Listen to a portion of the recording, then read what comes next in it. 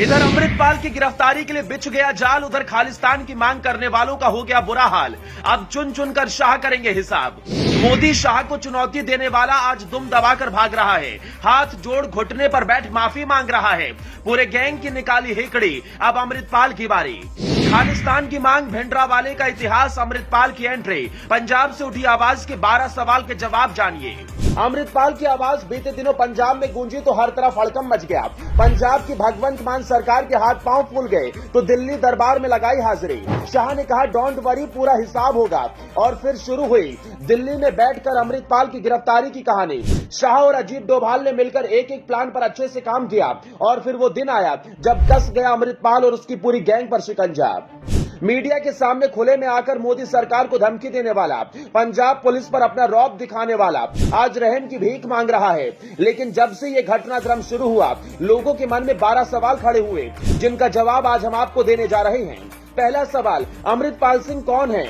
अमृतपाल वारिस पंजाब देश संगठन का मुखिया है। उसकी उम्र 30 साल है। वो 12वीं की पढ़ाई के बाद दुबई चला गया था। इसी साल 10 फरवरी को NRI लड़की किरणदीप कौर से उसने शादी की है। उस पर 3 केस दर्ज हैं। दूसरा सवाल, भिंडरावाले से तुलना क्यों? अमृतपाल को भिंडरावाले 2.0 कहा जाता है। भिंडरावाले की तरह ही वो खालिस्तान समर्थक है। भिंडरावाले की तरह ही नीली पगड़ी पहनता है। तीसरा सवाल, भिंडरावाला कौन था? जर्नैल सिंह भिंडरावाला 2 जून 1947 को जन्मा। 30 साल की उम्र में दमदमी टकसाल का अध्यक्ष बना। इसके बाद पंजाब में हिंसा बढ़ गई। 1982 में उसने स्वर्ण मंदिर को अपना ठिकाना बना लिया। पंजाब में हिंसा रोकने के लिए ऑपरेशन ब्लू स्टार लॉन्च किया गया।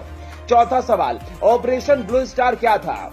1984 में ऑपरेशन शुरू हुआ। 1 जून से ही सेना ने स्वर्ण मंदिर की घेराबंदी कर दी। 4 जून की शाम गोलीबारी शुरू हुई। अगले दिन सेना की बख्तरबंद गाड़ियां और टैंक स्वर्ण मंदिर पहुंच गई। 6 जून को भिंडरावाले को ढेर कर दिया गया। यही operation blue star Indira Gandhi की हत्या की वजह बना। पांचवा सवाल, कैसे हुई इंदिरा गांधी की हत्या? स्वर्ण मंदिर पर इस कार्रवाई का देश भर में विरोध हुआ। उस समय केंद्र में इंदिरा गांधी की ही सरकार थी। 31 अक्टूबर 1984 को प्रधानमंत्री इंदिरा गांधी की हत्या उनके 2 सिख बॉडीगार्ड्स सतवंत सिंह और बेअंत सिंह ने कर दी। इसके बाद देश भर में सिख विरोधी दंगे भड़क गए। छठा सवाल, सिख विरोधी दंगे क्या थे? इंदिरा गांधी की हत्या के बाद देश भर में सिख विरोधी दंगे भड़क गए। सरकारी आंकड़ों के मुताबिक अकेले दिल्ली में ही 2733 सिखों को मौत के घाट उतार दिया गया। वहीं देश भर में 3350 सिख मारे गए थे। सातवां सवाल, खालिस्तान का विचार कहां जन्मा? मार्च 1940 में डॉक्टर वीर सिंह भट्टी ने पहली बार खालिस्तान शब्द का इस्तेमाल किया था। उन्होंने उस समय कुछ टेम्पलेट छपवाए थे जिसमें सिखों के लिए खालिस्तान नाम से अलग देश की मांग की गई थी। खालिस्तान मतलब खालसाओं का देश। आठवां सवाल, खालिस्तान की मांग क्यों? 31 दिसंबर 1929 को लाहौर में कांग्रेस ने पूर्ण अधिवेशन किया। इसमें मोतीलाल नेहरू ने पूर्ण स्वराज्य की मांग की। कांग्रेस की मांग का 3 समूह ने विरोध किया। पहला मोहम्मद अली जिन्ना की मुस्लिम लीग, दूसरा भीमराव अम्बेडकर की अगुवाई वाला दलित समूह और तीसरा मास्टर तारा सिंह का शिरोमणि अकाली दल। तारा सिंह ने पहली बार सिखों के लिए अलग राज्य की मांग की थी। 9वां सवाल, आजादी के बाद क्या हुआ? आजादी के बाद भारत का बंटवारा हुआ और पाकिस्तान अलग देश बन गया। पंजाब भी 2 हिस्सों में बंट गया, एक पाकिस्तान के पास गया और दूसरा भारत। इसके बाद अकाली दल ने सिखों के लिए अलग राज्य की मांग और तेज कर दी। इस मांग को लेकर 1947 में पंजाबी सूबा आंदोलन शुरू हुआ। 10वां सवाल, कैसे बना सिखों का अलग राज्य? पंजाब में अलग राज्य की मांग को लेकर 19 साल तक आंदोलन चलते रहे। आखिरकार 1966 में तब की प्रधानमंत्री इंदिरा गांधी ने मांग को मान लिया।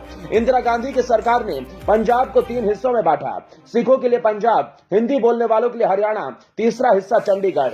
11वां सवाल, तो क्या शांत हो गई खालिस्तान की मांग? नहीं, पंजाब अलग प्रदेश बना तो फिर ज्यादा अधिकार देने की मांग उठने लगी। 1973 में अकाली दल ने पंजाब को ज्यादा अधिकार देने की मांग रखते हुए पहले 1973 और 1978 में अकाली दल ने आनंदपुर साहिब प्रस्ताव पास किया जिसमें पंजाब को ज्यादा अधिकार देने के सुझाव दिए गए थे। 12वां और आखिरी सवाल, खालिस्तान की मांग क्या है? सिखों के लिए अलग देश, सिखों के लिए अलग देश। अक्टूबर 2021 में सिख फॉर जस्टिस ने खालिस्तान का नक्शा जारी किया। इस नक्शे में सिर्फ पंजाब ही नहीं बल्कि हरियाणा, उत्तर प्रदेश, उत्तराखंड, हिमाचल प्रदेश और राजस्थान के कुछ जिलों को भी खालिस्तान का हिस्सा बताया गया। ब्यूरो रिपोर्ट, अपना इंडिया।